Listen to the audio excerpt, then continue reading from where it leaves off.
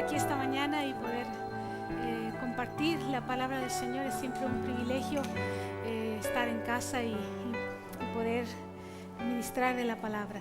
Me gustaría pedirles que fueran ahí al libro de Segunda de Crónicas 20.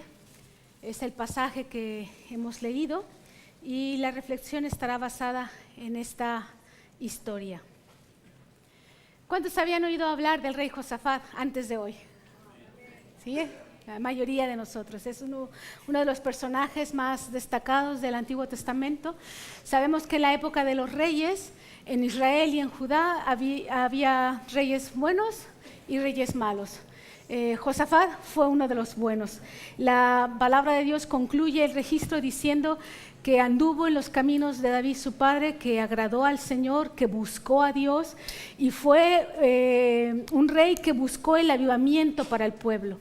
Él luchó contra la idolatría, aunque como hemos visto en la lectura no logró erradicarla del todo porque el corazón del pueblo siempre tuvo esa tendencia a desviarse a la adoración de Baal y de Acera. ¿Se acuerdan esos dioses contra los que luchó Elías? Josafat fue contemporáneo de Acab y fue un rey que buscó hacer lo justo delante de Dios.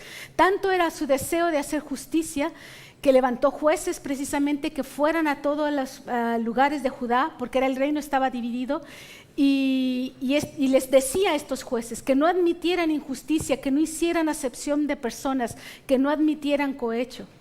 Y este rey se preocupó por educar al pueblo. No solamente él guardó los mandamientos, y casi me atrevo a asegurar que dentro de estos mandamientos estaba ese mandamiento de que los reyes hicieran una copia de las escrituras que ellos tenían en el tabernáculo. Entonces yo creo que al hacer esta copia y al estarla leyendo día y noche, porque ese era el mandamiento, fue que el corazón de Josafat se fue prendiendo en avivamiento para con el Señor. Pero no se quiso quedar con esta bendición y él llevó esto a todo el pueblo.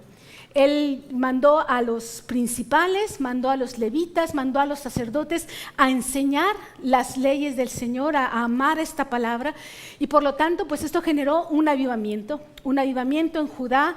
Fue un tiempo de prosperidad porque el pueblo lo amaba mucho, porque se preocupó por ellos, puso soldados, puso ciudades de provisión, o sea, estuvo haciendo lo recto. Entonces el pueblo contribuía para con él y también sus enemigos que estaban alrededor estaban en paz con él y daban tributo. Dice que los filisteos, los árabes daban tributo a Josafat. Y estaba en este momento Josafat, cuando vamos a nuestra historia, dice, pasadas estas cosas. ¿Cuáles cosas? Este avivamiento, esta prosperidad, este momento de estabilidad. Y de repente, sin mayor notificación, se levantan 3 ejércitos en contra de Josafat. Y le dicen, aguas Josafat, cuidado, vienen contra ti. 3 ejércitos. Y ya están aquí a la puerta. ¿Qué hubiéramos sentido nosotros ante esta noticia? Estables, tranquilitos, y de repente todo lo que puede salir mal, sale mal. Y vienen problemas hasta por debajo de las piedras. Y vienen problemas económicos, financieros, de salud, en las relaciones, de seguridad. Problemas aquí y allá se empiezan a levantar. La reacción de Josafat fue la reacción humana más normal y natural de todo el mundo. Tuvo miedo, dice que se atemorizó. El pasaje nos cuenta que Josafat se atemorizó. Ahora, cuando nosotros entramos en este shock de la primera impresión de se levantó el problema, ni nos lo esperábamos, este temor nos puede llevar a 2 caminos. O nos paraliza y nos intimida y nos quedamos así que no sabemos qué hacer, o es la adrenalina que necesitamos para tomar la decisión correcta y empezar a tomar manos en el asunto, ¿no? Entonces, Josafat hizo esto segundo. Se levanta, se va al santuario del Señor y empieza a clamar delante de Dios y convoca a todo el pueblo. Y dice el registro que vinieron los hombres, las mujeres, los niños, los principales, los más humildes, todo el mundo estaba ahí. Y como Josafat había hecho una siembra en el pueblo de Dios, todos respondieron y vinieron a su convocatoria. Y entonces los llamó y los convocó a un ayuno a buscar consejo del Señor. Esa fue la primera cosa que hizo Josafat. Josafat dispuso en su corazón buscar del Señor, buscar consejo, buscar revelación, buscar dirección. Cuando nosotros enfrentamos conflictos, ese debería de ser nuestro primer paso. Muchas veces, tristemente decimos, ya lo único que queda es orar. ¿Cómo que lo único que queda? O sea, quiere decir que yo ya fui al doctor, ya fui a pedir dinero prestado, ya fui, busqué aquí y allá, y como último recurso, ya lo único que queda es orar. Y no, debe ser al revés. El primer recurso que nosotros tenemos que ir es buscar la presencia del Señor y pedir consejo y dirección en relación a estos conflictos que son gratuitos, que nos salen hasta debajo de las piedras y que no los esperábamos. Josafat busca el consejo del Señor y no lo busca solo, pide al pueblo que le acompañe en esta búsqueda. Y Josafat hace algo muy interesante. En esta búsqueda, lo primero que hace como rey y que da un gran testimonio de su liderazgo es que se humilla delante de Dios y se humilla delante del pueblo, porque él dice en el versículo, en el capítulo que estamos leyendo, nosotros no podemos oponernos a esta gran multitud que viene a atacarnos. No sabemos qué hacer. No sabemos. Reconoce delante del pueblo, reconoce delante de Dios su incapacidad para actuar. Y esto requiere mucha valentía, porque generalmente los líderes siempre tratamos de tapar el sol con un dedo y como pretender que todo está bien y que tenemos todas las respuestas y que todo lo sabemos, ¿no? Pero Josafat se quita esas caretas y reconoce su vulnerabilidad y dice, ante esta situación, ante estos 3 ejércitos que vienen contra nosotros, no sabemos qué hacer.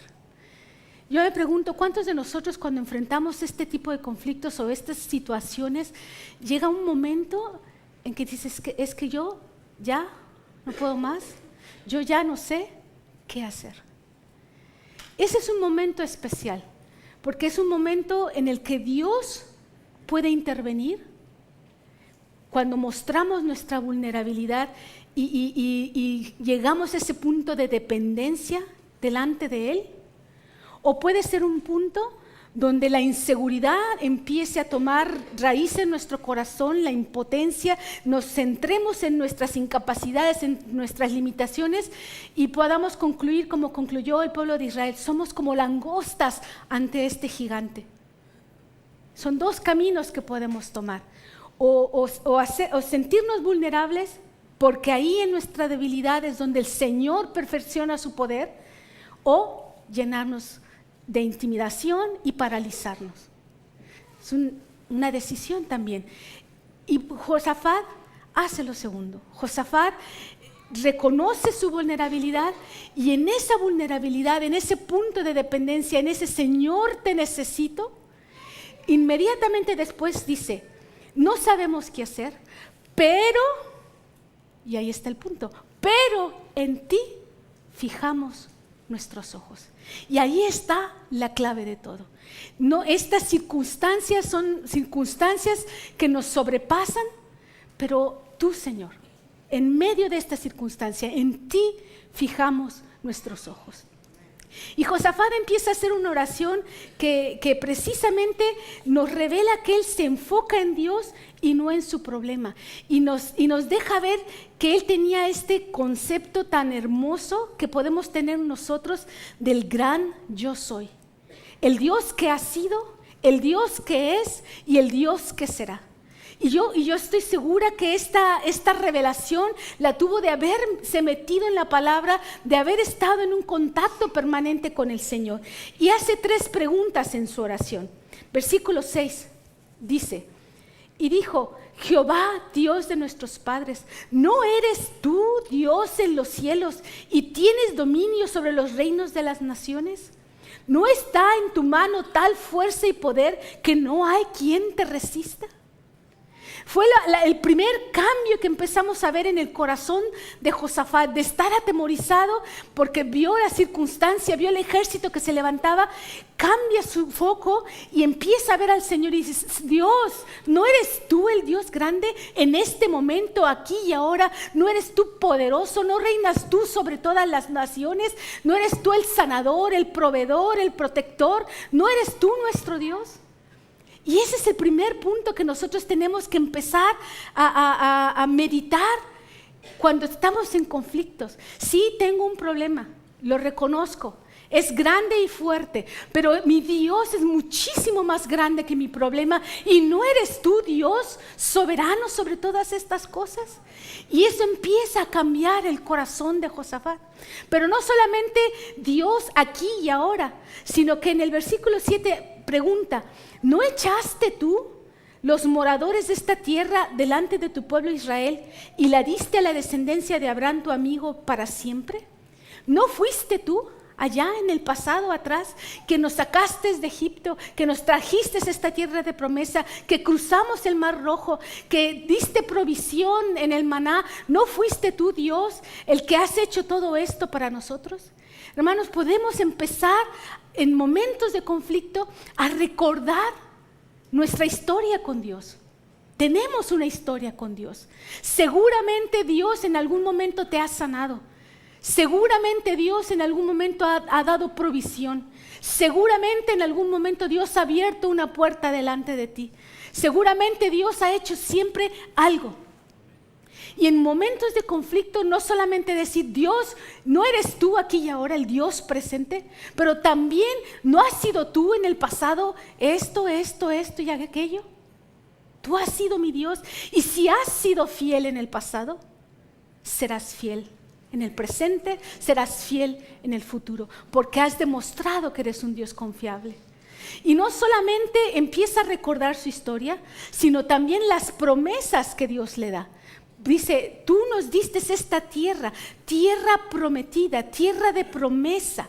Y en ese momento ejercitar la memoria en todas las palabras que Dios nos ha dado al corazón, palabras que se han cumplido y palabras que están por cumplirse. La Biblia está llena de promesas para nosotros. ¿Pero qué implica esto?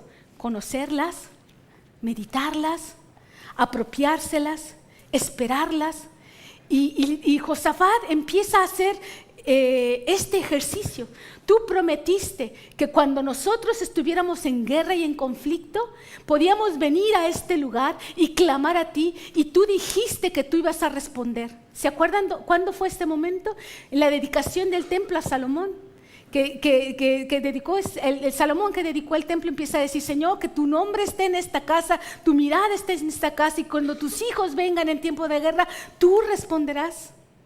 Y Josafat empieza a hacer uso de su memoria, de todas estas cosas que estaban registradas. Y de la misma manera nosotros, hermano, podemos venir al Señor y decir: Señor, tú has prometido que por tus llagas somos sanados.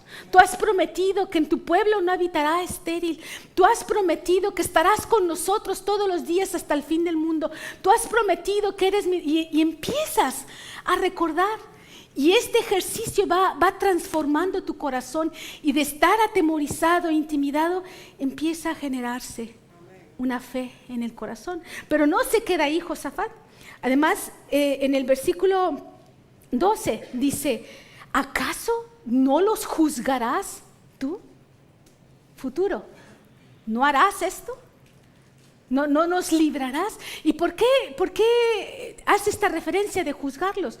Porque precisamente los hijos de Amón, que los ejércitos que venían a atacar eran nada menos y nada más que descendientes de Lot. O sea, era familia.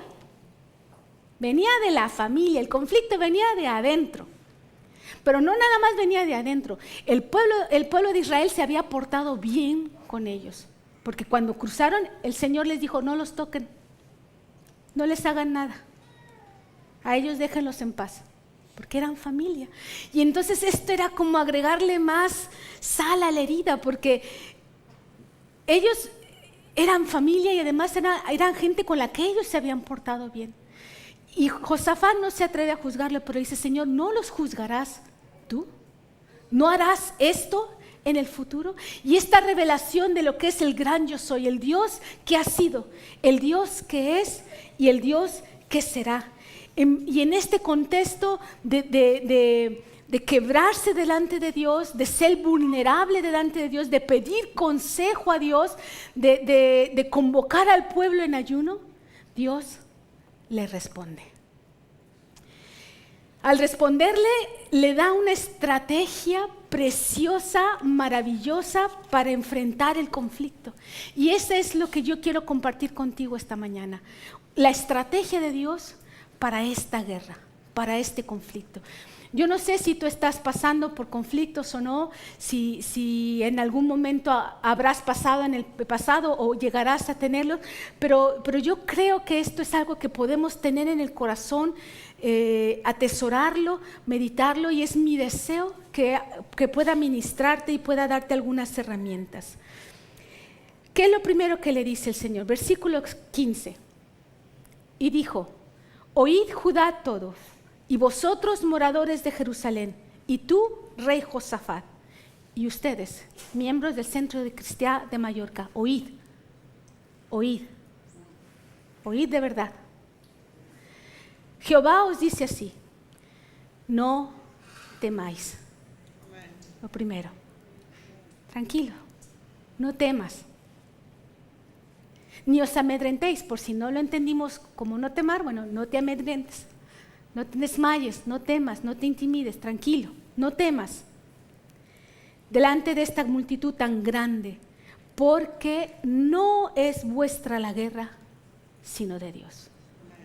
Lo primero que le dice, no temas Josafat, no temas pueblo, no es tu guerra. Esta es mi guerra. Esta en específico es una guerra que yo decido luchar. Hay guerras en las que sí Dios nos pedirá que luchemos, pero en esta específicamente le dice, no temas, no luches, porque no es tu guerra, es mi guerra. Y el Señor nunca pierde una guerra que Él decide luchar, nunca. Él todas las guerras que decide luchar las gana. Y ahí está el meollo del asunto. El primer asunto es saber si en esta guerra tengo yo que luchar o no tengo que luchar. Y si no es mi guerra, si está claramente de Dios que esta no es mi guerra, que es la guerra de Él, entonces debo soltar el control al Señor. Porque cuando nos metemos a luchar guerras en las que no se nos ha llamado a luchar, nos descubrimos que no estamos capacitados para hacerlo. No tenemos ni el poder, ni la fuerza, ni el conocimiento, ni las herramientas para hacerlo. Porque si hay una guerra que el Señor te manda a luchar, entonces ahí te va a capacitar. Y vas a saberlo, con certeza. En esta sí tengo que luchar. Y tendrás las herramientas para hacerlo. Pero en las que el Señor no te pide luchar, no tenemos el equipamiento. Entonces el primer punto es, no temas. Y discierne si esta es tu guerra o no es tu guerra. Y si no es tu guerra, suéltala. Suéltala en manos del Señor. El segundo punto es todavía un reto más grande. Dice, no habrá para qué peleéis vosotros en este caso. Paraos. Estad quietos. Párate. Quieto. No temas, es mi guerra. Y quédate quieto. Pero ¿cómo voy a quedar quieto si hay 3 ejércitos en contra mía? ¿Cómo me pides que me quede quieto? ¿Cómo me voy a quedar quieto si mi marido se fue? ¿Cómo me voy a quedar quieto si mi hijo está bien rebelde? ¿Cómo me voy a quedar quieto si no tengo trabajo? ¿Cómo me voy a quedar quieto si estoy en cama? ¿Cómo me voy a quedar quieto? ¿Qué significa quedarse quieto? ¿Negar el problema? ¿Cruzarse de brazos? ¿Qué significa quedarse quieto? Yo ahí es lo que encuentro el reto más difícil, porque cuando vienen todos estos ejércitos contra ti, la respuesta natural más inmediata es, como en cualquier conflicto. O agarras el toro por los cuernos y lo resuelves, o sales huyendo, ¿no? Esas son las dos opciones que tenemos. Agarrar el toro por los cuernos o salir huyendo. ¿Cómo que me quede quieto si me está difamando? ¿Cómo no le voy a responder? ¿Cómo no me voy a defender si me está robando? Yo creo que ese es uno de los retos más grandes. Es el estarse quieto, no es me ignoro el problema y me voy a dormir. El quedarse quieto tiene algunos elementos, y estos elementos son los que Josafat nos muestra aquí en este pasaje. En primer lugar es no pelear, es soportar la maldad de los enemigos, resistir esos instintos que tenemos naturales de defendernos o de huir, y no tomar las armas del enemigo. Entonces es muy importante, porque cuando viene el conflicto y alguien nos agrede y utiliza la ira, el cotilleo, la guerra, y nosotros reaccionamos de la misma manera, y a cotilleo respondemos con cotilleo, y a maldad respondemos con maldad, y usamos esas mismas estrategias, atamos las manos de Dios y el Señor no puede intervenir. Pero ¿qué nos dice la palabra? Si alguien viene con guerra, responde con paz. Si alguien viene con mentira, responde con verdad. Y es reto de permanecer quietos. Ellos les habían ayudado y ahora venían a ellos contra guerra, y lo más normal era pegar más fuerte. Pero el Señor les dice, quédate quieto. Esta es mi guerra, yo la voy a pelear por ti. Resistir y no usar las armas del enemigo, sino las armas que nos da el Espíritu para poder pelear. ¿Qué más hace Josafat? Josafat permanece en ese lugar de encuentro con el Señor. Dice el pasaje, el versículo 18, entonces Josafat se inclinó rostro a tierra, y asimismo todo Judá y los moradores de Jerusalén se postraron delante de Jehová y adoraron a Jehová. Y se levantaron los levitas de los hijos de Coat y de los hijos de Coret para alabar a Jehová, al Dios de Israel, con fuerte y alta voz. En medio de la batalla, en medio del ejército, de los ejércitos acampando contra el pueblo, en medio de la intimidación, Josafat y el pueblo dejan a un lado el centrarse en esta circunstancia, reciben esta palabra de Dios y actúan en consecuencia. Dios va a librar esta batalla, Dios la va a pelear. Entonces, adoramos. Y no es una adoración, gracias Señor, sino es una adoración con alta voz en cuello, como fiesta, a mí me parece. A mí me da la impresión que Josafat y el pueblo ya no están intimidados. Ellos ya han conquistado esta guerra, ya han ganado esta guerra en el corazón y en la mente. Ya están postrados adorando al Señor, ya han dejado atrás al ejército y están en esta correspondencia con el Señor. Señor, tú vas a pelear la batalla, gloria a Dios por tu misericordia, y empiezan a adorar y adorar al Señor y en fiesta. Va generándose esa atmósfera de fe.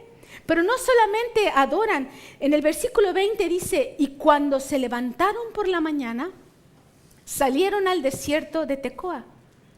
Cuando se levantaron. ¿Qué nos implica esto? Que se fueron a dormir. En medio de la amenaza, se fueron a dormir, a descansar, porque tenían la certeza de que el Señor iba a intervenir. ¿A cuántos de nosotros, hermanos, nos hace falta irnos a dormir? Y no estar ahí comiéndonos las uñas de que cómo voy a resolver esto y cómo voy a resolver aquello. Descansa, descansa. Aún tu cuerpo necesita recuperar las fuerzas. Descansa en el Señor, descansa en la palabra que Él te ha dado. No es tu guerra, es mi guerra. No estás solo, yo estoy contigo. Estate quieto, quédate quieto, descansa. Adora Adora al Señor en este descanso. Pero cuando se levantan, hermanos, en el versículo 20 dice, y mientras ellos salían ya al día siguiente, Josafat, estando en pie, dijo, oídme, Judá y moradores de Jerusalén, creed en Jehová vuestro Dios y estaréis seguros. Creed a sus profetas y seréis prosperados.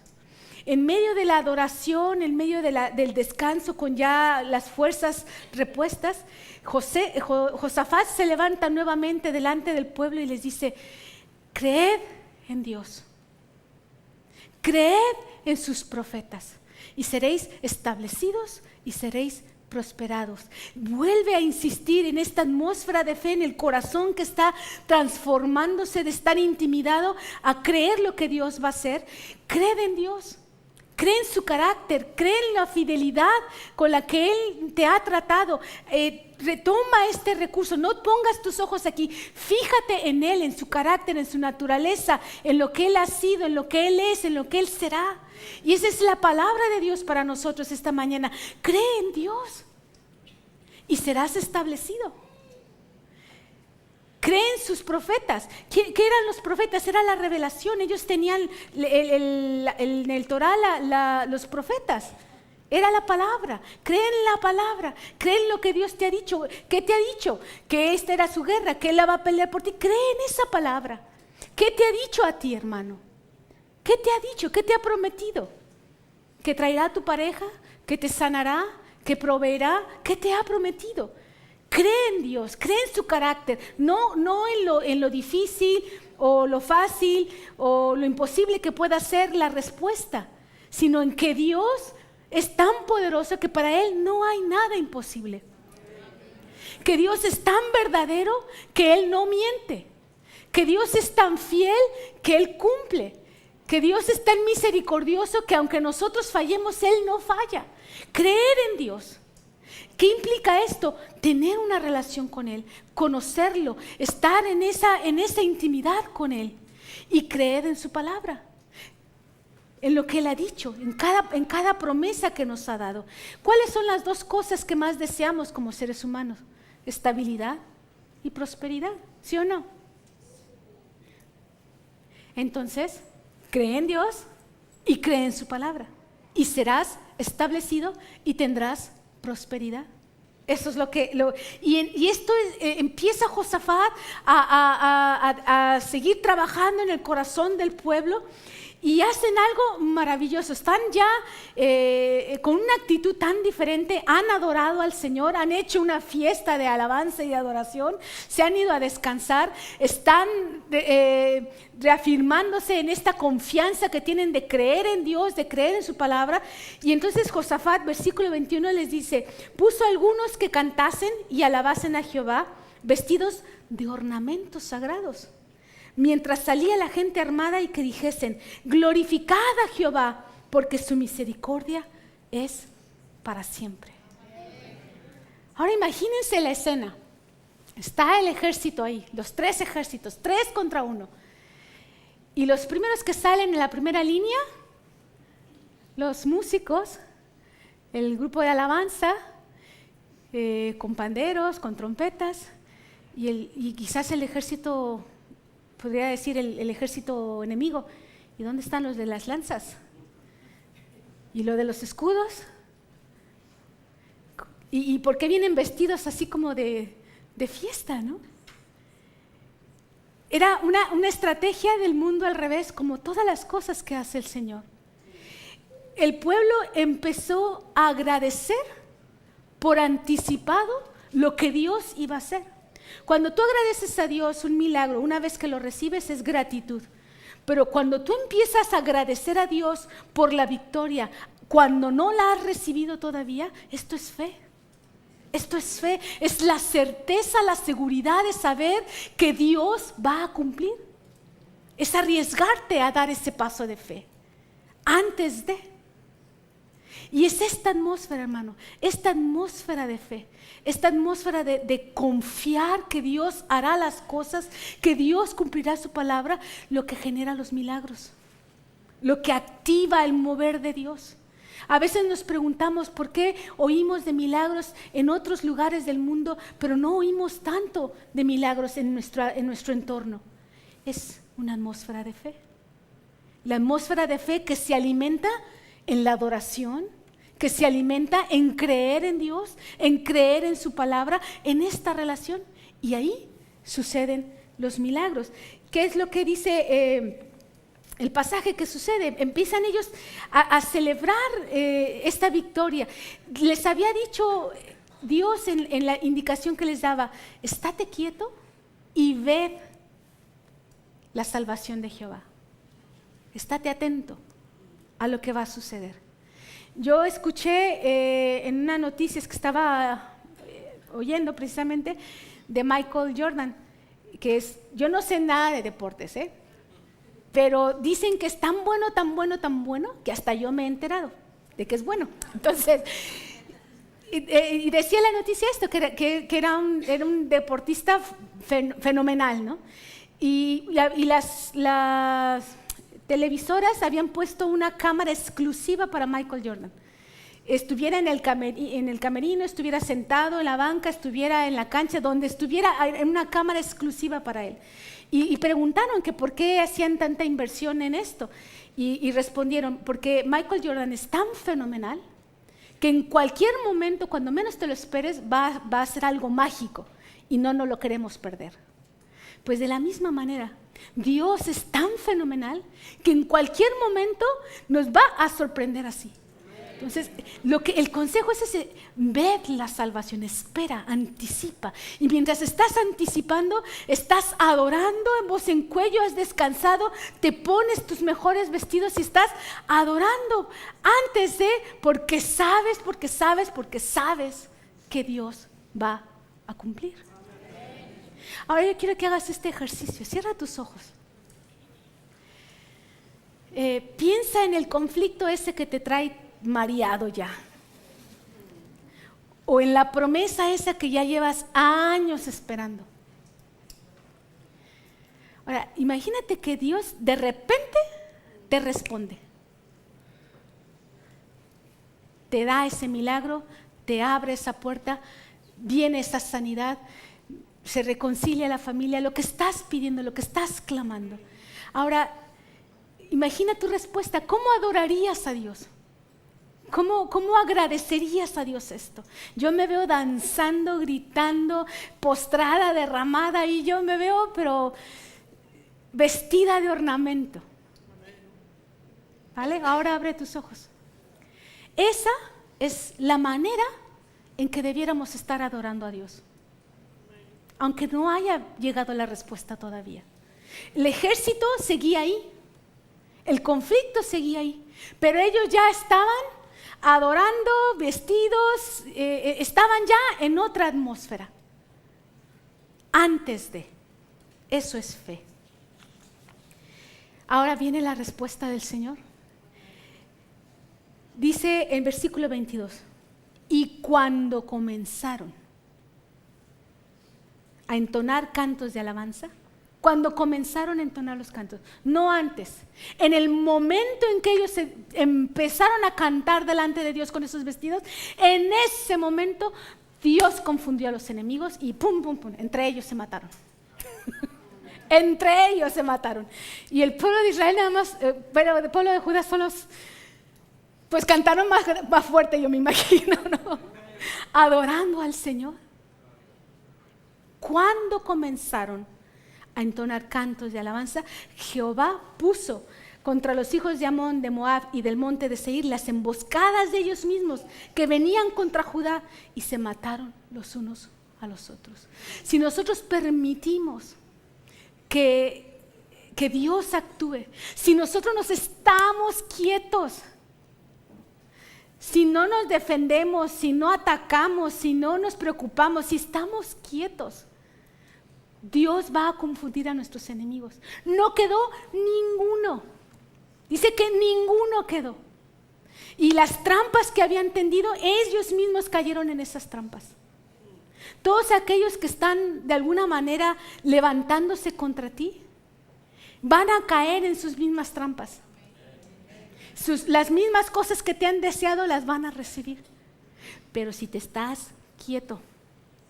Ahora, quieto no cruzado de brazos, quieto como Josafat, adorando, confiando, creyendo, ayunando, en una relación íntima con el Señor, actuando en fe, poniéndote tus vestidos y adorando y dando pasos concretos. Las batallas de Dios se ganan así, no son grandes estrategias de guerra, son pequeños pasos de fe. Estaba el ejército ahí, pero ellos empiezan a cantar y el Señor intervino. Muchas veces, hermanos, en medio del conflicto, en medio de la angustia, en medio de la necesidad, es necesario ponernos nuestro vestidito y adorar al Señor. Descansar, estar quietos, declarar lo que Dios ha prometido. Ahora, esto no significa que la alabanza es como una varita mágica que nos sirve para manipular a Dios. No, yo te adoro, yo te alabo, entonces ahora tú tienes que cumplir.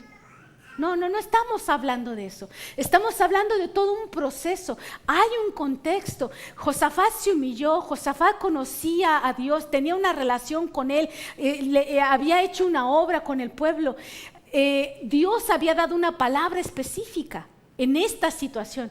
No es como adoro y está la respuesta. No, es todo el proceso completo lo que activó la respuesta del Señor. Termina la historia diciendo, versículo 26, viniendo entonces Josafat y su pueblo a despojarlos, no había quedado ninguno, hallaron entre los cadáveres muchas riquezas, un gran botín. Nuestro Dios, hermanos, es el único Dios creativo que puede transformar una situación de guerra en una situación de gran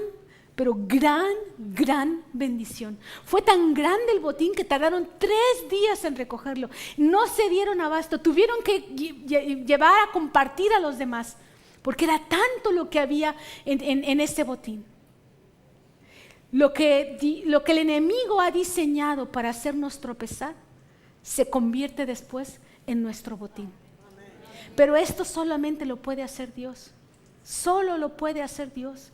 Cuando pienso en familias que tienen hijos en adicciones, es la estrategia del enemigo para destruirte. Pero si esta situación, el Señor interviene y es esta su guerra, eso se puede convertir en un botín y después tu familia puede ministrar a muchos otros jóvenes que estén en adicciones. Cuando pienso en enfermedades que son ahora esta situación que nos oprime, si permitimos que Dios intervenga y que sea su guerra, se puede convertir en un botín y podemos ministrar a muchísima gente después. Tu botín, aquello que te intimidaba, aquello que te hacía sentir pequeño, se convierte en tu botín, en tu beraca. Pero la clave está en que en medio del desierto de Tecoa, dice que estaban en el desierto de Tecoa, vino Judá, que es alabanza en tiempos difíciles, y ahí subieron esta alabanza delante de Dios y pudieron entonces bajar al valle de bendición. Es en medio de la dificultad, en medio de la crisis, en medio del conflicto, donde me puedo rendir delante del Señor en mi adoración, y esto se puede convertir en mi botín, una gran bendición.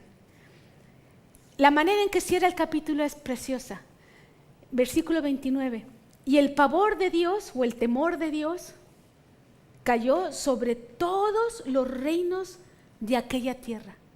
O sea, esta victoria fue un testimonio tan grande, pero no solo para el pueblo de Judá, sino para todos los vecinos. Todo mundo se enteró y oyeron que Jehová había peleado contra los enemigos de Israel. Fue Dios quien peleó.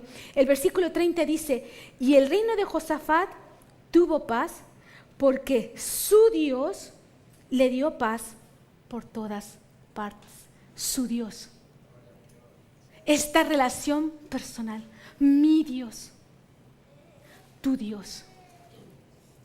Puede ser tan maravilloso la transformación de este conflicto, de esta guerra, a una bendición que llegará el impacto a todo mundo. Y todo mundo podrá enterarse de que nuestro Dios ha hecho la obra. No se lleva la gloria Josafat, no se lleva la gloria el pueblo, se la lleva Dios. Y al final de cuentas, los conflictos son eso, una oportunidad para que Dios se glorifique en nuestra vida. En la vulnerabilidad, en la debilidad, ahí es donde somos fuertes. Porque será Dios tan evidente, tan contundente, que en esta situación no había otra opción más que Dios interviniera, que servirá de testimonio para muchos. Y yo quiero animarte en esta mañana, hermano, que si hay situaciones de conflicto, de opresión, de impotencia, donde dices, es que en esto, como Josafat, no sé qué hacer. Son muchos, una gran multitud, visible e invisible. A veces tenemos enemigos visibles y a veces son invisibles. Una gran multitud. En medio de esa circunstancia, utiliza las herramientas que utilizó Josafat. Estate quieto. Estad quietos. Quieto. No es esta tu guerra, es del Señor. Y discierne su presencia en medio de ti. La presencia del gran yo soy.